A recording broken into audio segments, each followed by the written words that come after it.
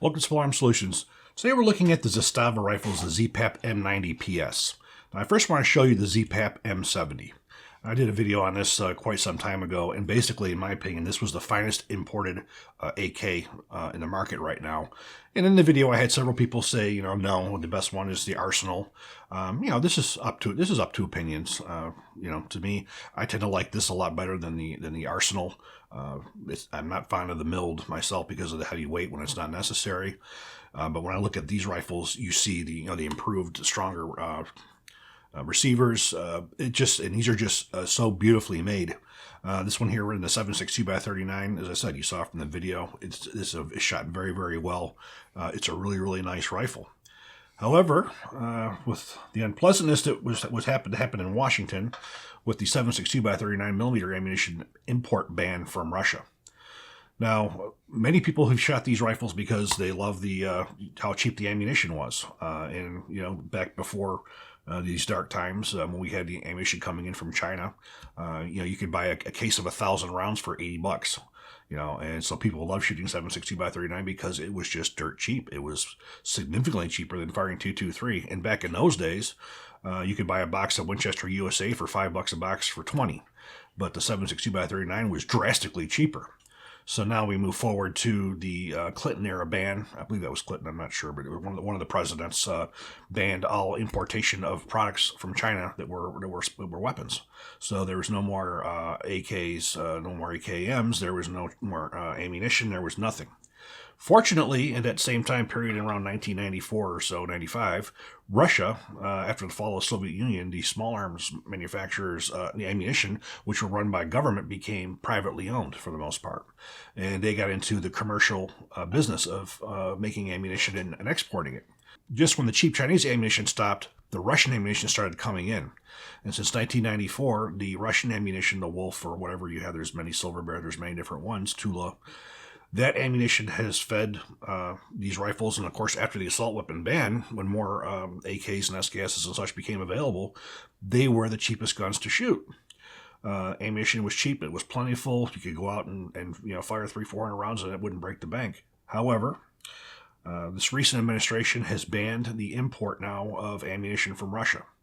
So what does that mean? That means we still see it right now.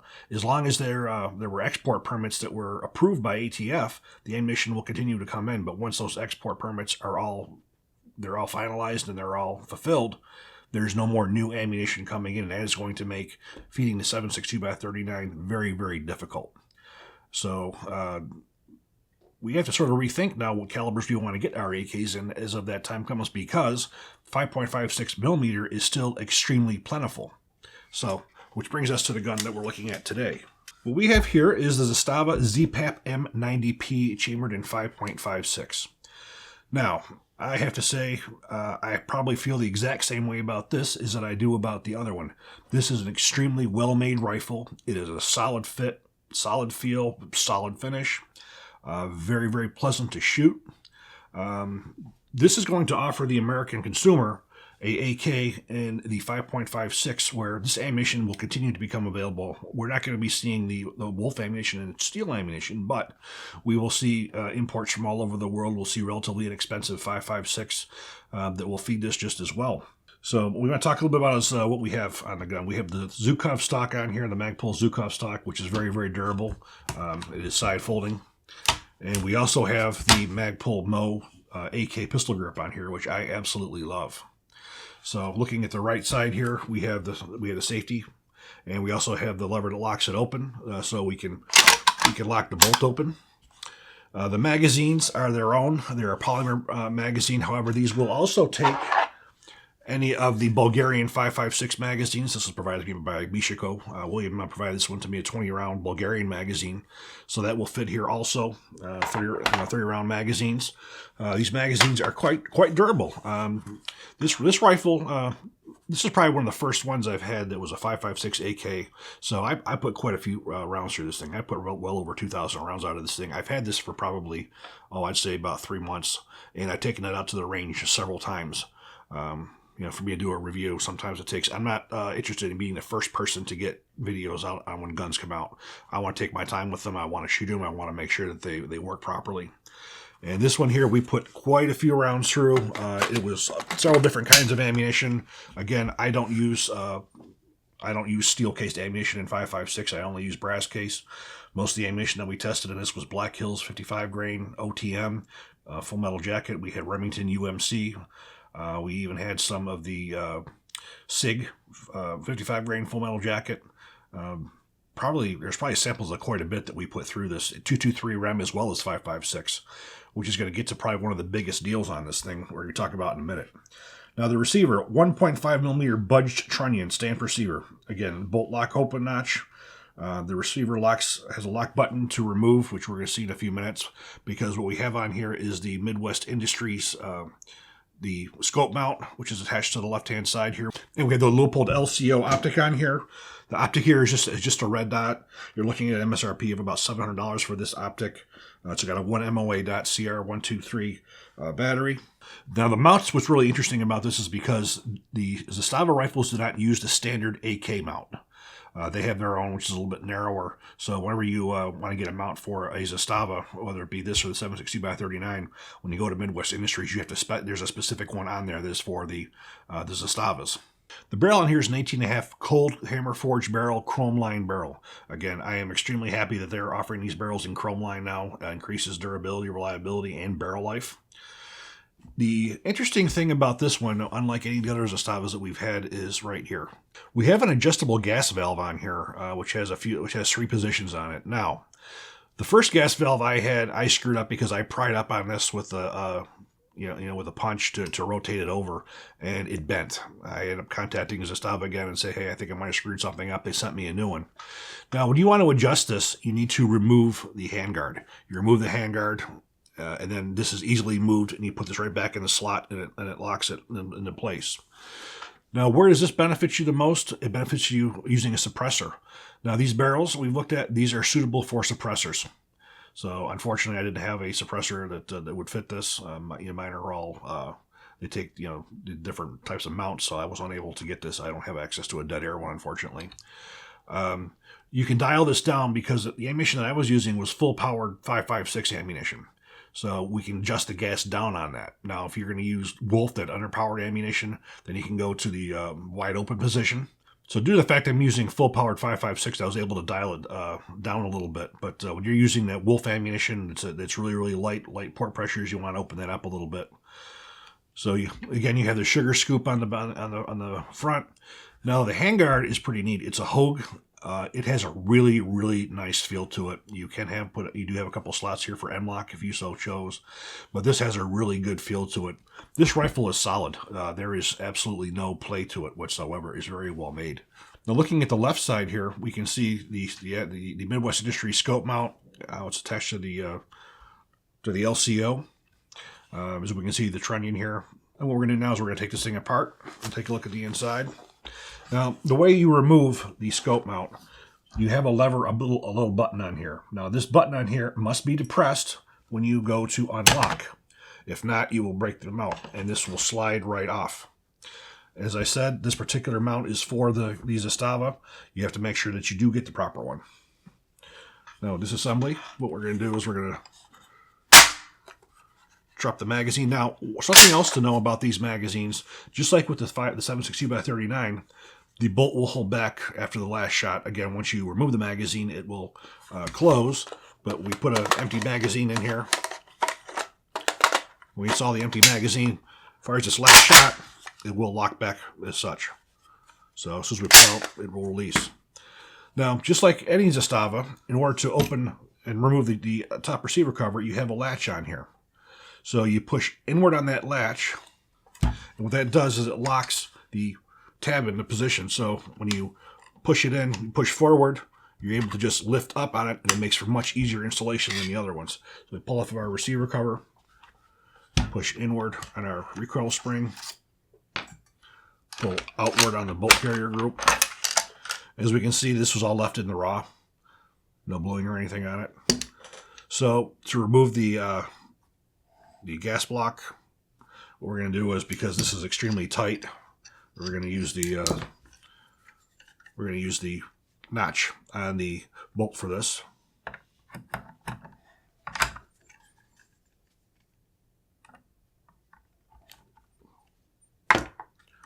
Now we're going to just take a very close look at this gas valve. So if you so choose to change the setting, what we're going to do is we're going to remove the gas tube, and now you are able to freely move. So this is the way that you want to do this. You do not want to try doing it any other way, because this little tab on here is quite fragile. It will bend. Of course, you can bend it backwards or push it back down if to rebend it. But this is really the easiest way. If you're using the same ammunition, you make your setting adjustment once, you're good to go with it. But again, you have three settings on here. I have this on setting 2 for use with full power 5.56 millimeter ammunition. So now when you reinstall, you put that notch right into place, drop that back down, and then we can re-engage the lock lever. So looking at the trigger, we have a standard AK trigger. Again, everything is very, very well made. You can clearly see the chrome-plated bore and chamber on here. For the most part over the years, I never gave much thought to the 5.56 millimeter AKs, just due to the fact that I would shoot ARs, and of course, if I was going to get an AK, I'd want a 7.60x39, or in my case, I like the 5.45. I never really gave much thought to the 5.56, and I really hadn't until recently when you heard of the ban on the Russian ammunition, because as I said, that's going to affect everybody. So for the first time, I'm really taking a look at the 5.56 millimeter AKs because of this new issue with ammunition. Now, we do hope that someone's going to come in and step in where Russia left off, but we just don't know who's going to come in with that inexpensive ammunition. You're not going to see cheap ammunition made here in the U.S. You're not going to see steel-cased ammunition made here. So I think what we're going to do is we're going to take this to the range, and we're going to see how it shoots.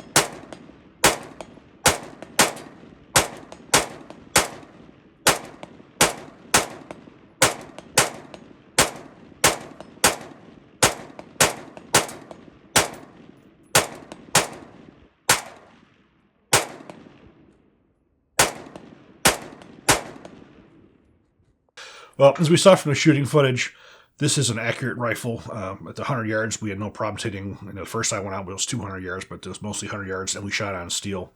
And those of you who are looking to enjoy your shooting a little bit more, you want to take a look at these challenge targets that we're shooting at, these steel targets. As I said, I've been really enjoying shooting these things because getting that immediate feedback is pretty fun.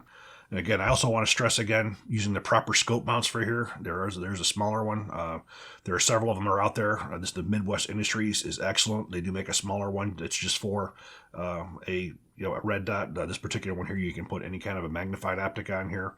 I mostly shot with the optic on here because my eyes are getting a little bit old for the iron sights, but we shot both iron sights and with the optic, and it was a lot more fun using the red dot, and it was a lot more accurate using the red dot. So I think Zastava's hit it out of the park again. The original rifle, the M70, I ended up buying that one and keeping that one because I really like that. So I'm really looking at the same thing with this. As I said, with the AKs, with the ammunition change now, I think the 5.56 millimeter AKs are going to be very, very viable. And just like their M70, this is an excellent rifle, very, very well built. I would definitely recommend this to anybody who's looking for a 5.56 millimeter AK. So I do hope you all enjoyed this video. If you do, please click like, please subscribe, and even better, share. Thank you.